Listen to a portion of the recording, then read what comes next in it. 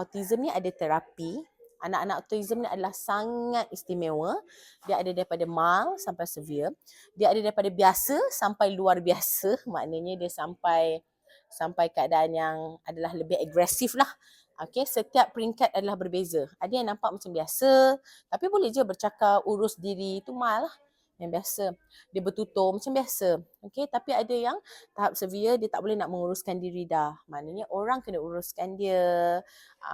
Bertutur pun tak berapa jelas. Kadang-kadang dia mengamuk, dia suka baling barang. Lepas tu dia suka hentak-hentak. Tapi, itu kalau severe. Tapi kalau tanya dia boleh dipulihkan ke tidak, dia bukan boleh dipulihkan secara 100%, tak boleh, sampai dewasa tak boleh, tapi ada terapi yang boleh dibuat untuk anak-anak autism. Antaranya adalah, contoh kalau dia ada isu dengan percakapan, kita bagi dia terapi untuk dia untuk bercakap. Okay.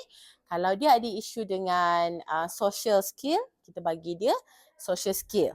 Terapi untuk membantu mereka menguruskan diri sampai besar. Tapi untuk dia automatically like pulih 100% tu tak ada lagi lah. Belum lagi ada.